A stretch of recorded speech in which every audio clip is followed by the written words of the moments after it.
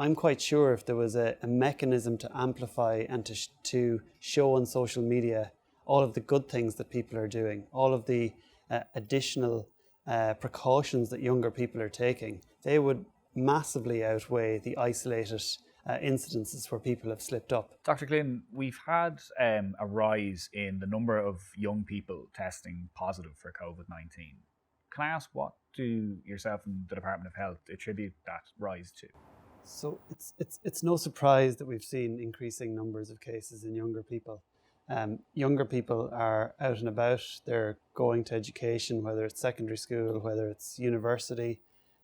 People in their 20s and 30s are out working. We've reopened despite the narrative that's out there.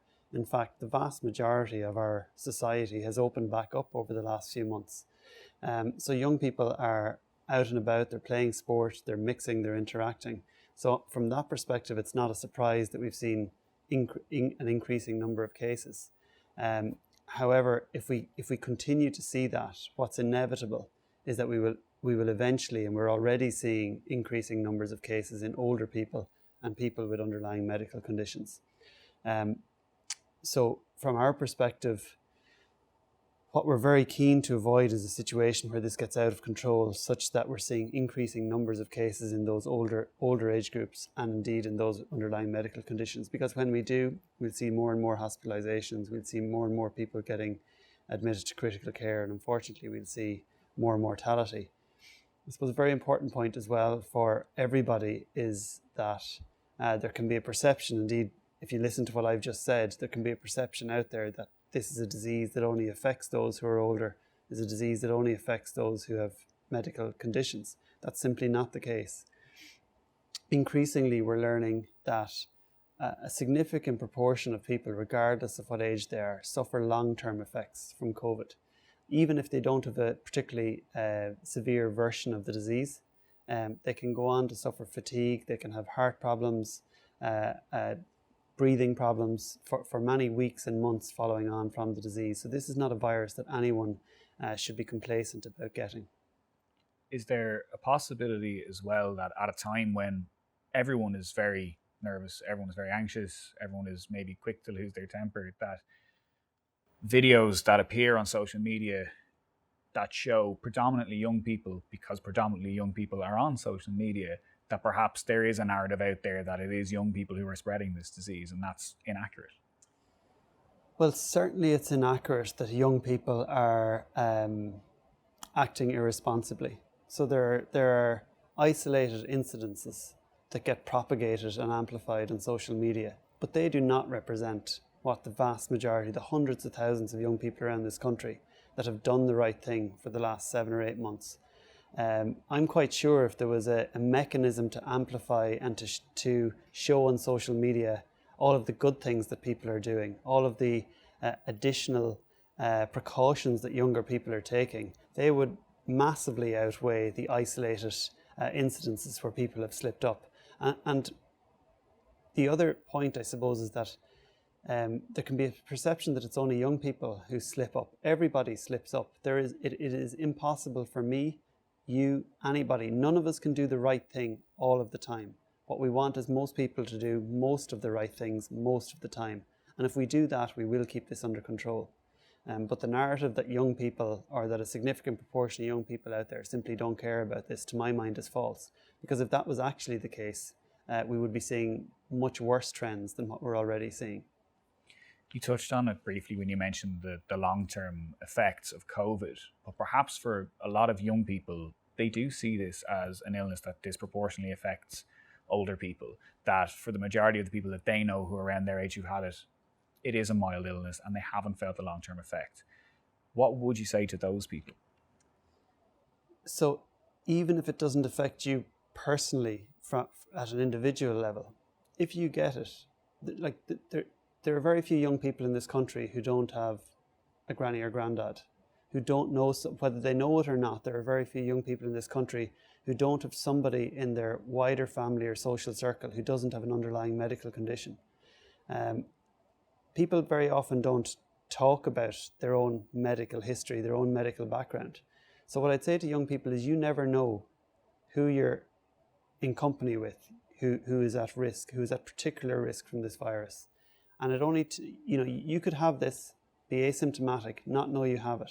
And unfortunately, you can pass it on to someone. And for that person, it can mean that they end up in hospital, end up in critical care. So when I talk about medically vulnerable people or older people or vulnerable groups in society, what I'm actually talking about is people within each of our families. And so what I'd ask young people to do is to think about themselves, their friends, their wider families and their communities. It shouldn't be some abstract other group that they're trying to protect over there. It's their own families and friends in the first instance that we all need to protect each other in this. One of the common things that we hear, either in response to our coverage or even contacted to some of our journalists, is this is no more than a bad case of the flu. That, as we said, the majority of people thankfully recover, and they point to the flu that regularly grinds our health system to a halt in winter, and they say we don't get daily updates on that, we don't get daily updates on the deaths or the cases, and we don't get told about ICU numbers. Why is COVID-19 so different from the winter flu we see every year? In the first instance, it's more infectious. We've had, not far off 2,000 deaths in this country as a result of COVID-19, and that's in the context where we shut down the vast majority of society for a significant proportion of time. If we hadn't done that, I don't want to think about the number of additional deaths that we would have had. Let's not downplay the seriousness of flu. Flu itself can be a fatal illness. But in the context of COVID is probably about 10 times more lethal than flu. So neither should be taken lightly. But the throwaway remark that COVID is similar to flu simply doesn't stand up in scientific terms. And it doesn't stand up in when you reflect on the experience that we've had here, or indeed the experience internationally with hundreds of thousands of deaths. Can I just ask as well, Donegal has moved to level 3 quite abruptly, but obviously needed. I know you spoke to Dr. Michael McBride, your counterpart in the north today. How concerned are you about, I suppose, the two jurisdictions, first of all, and the fact that people in Derry City can shop in Muff, or people in Lifford can walk across the Foyle and go for a pint in Strabane? I know you've issued that call for people not to do it, particularly this weekend, but it's very hard to enforce that really when people's lives are over and across that border every day. It is hard to enforce, but as with 99% of our response to COVID, if we're dependent on enforcement, we're going to lose this. Ultimately, any success that we can claim to have had over the past number of months has been based primarily on people's willingness to engage with the public health advice and to adhere to it.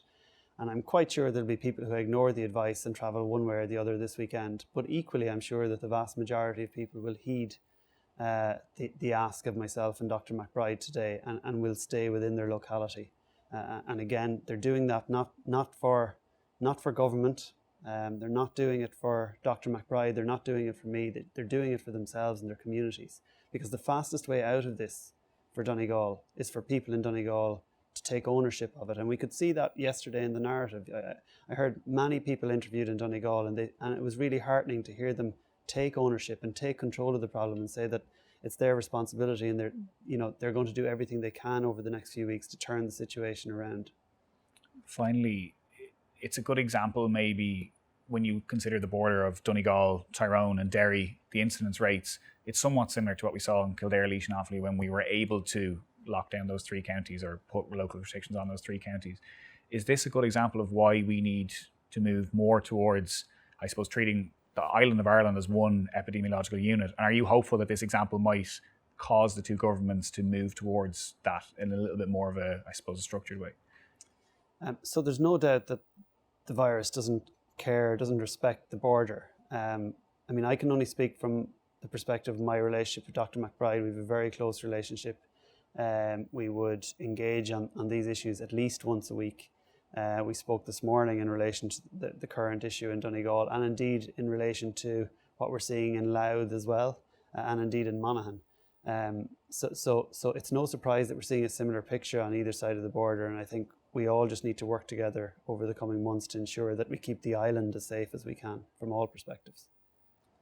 Can I ask you, yourself and at the briefing on Wednesday, yourself and the team around you, Professor Philip Nolan, and Dr. Colin Henry, were quite emphatic when asked about Sweden and the Swedish model, and we had a Swedish scientist in front of the COVID committee who made quite a ripple in the media. Can I ask why NEFIT considered what's happening in Sweden and decided that it wasn't applicable or wasn't appropriate for Ireland? So in the first instance, Sweden is following a strategy of what's termed herd immunity. And that's in the context where we have no evidence whatsoever that there's any long-standing immunity following infection with COVID. So it's a gamble. That's the first point. The second, I suppose, is that Sweden has had almost 6,000 deaths to date. I don't think there's anyone in this country that would have accepted. No one accepts the number of deaths that we've had. Certainly no one would have accepted even one more death than we had to have as part of our response to this.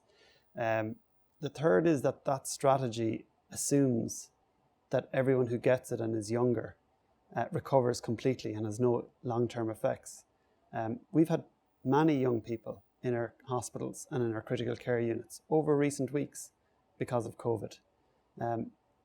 We simply, and I said this on Wednesday, we simply can't accept that our strategy is one which lets this virus rip through any part of our population, because if it does, it will affect the most vulnerable. It will get into our nursing homes and residential care facilities, and it will disproportionately impact the most vulnerable in society, whether that's low-paid workers, whether it's our Roma community, whether it's people living in direct provision.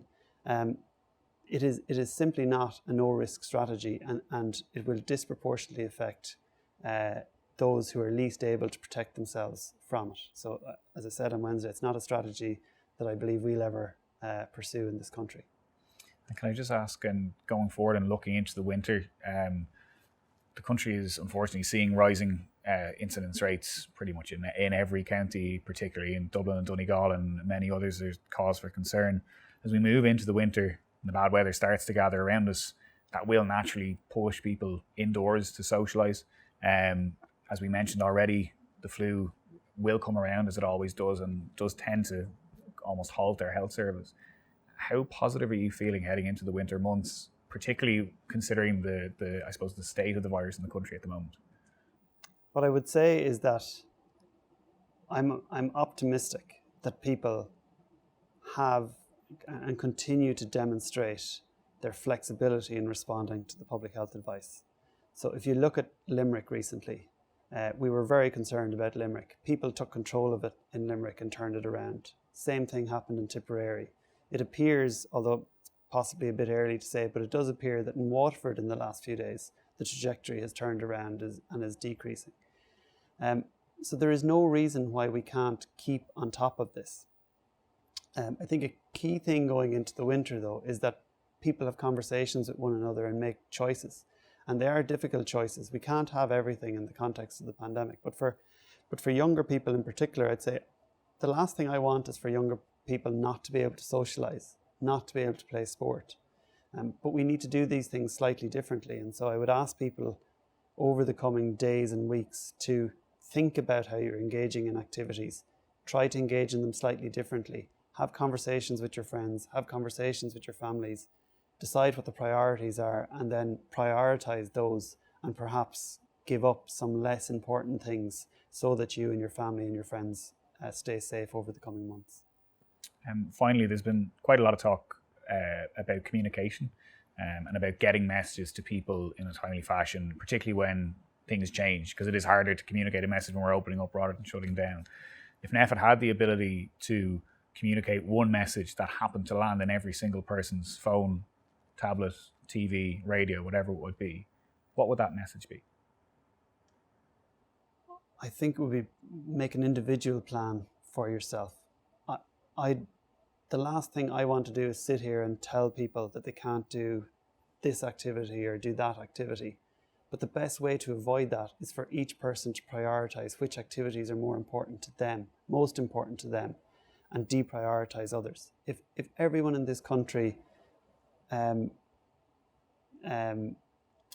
suppose reduces some of their social contact, Now, last week I asked for people to cut their social contacts in half. If people have done that and can maintain their social contacts at that lower level, we will get through this, and we will have a massive effect on the trajectory of this disease over the coming weeks. Perfect. Thank you.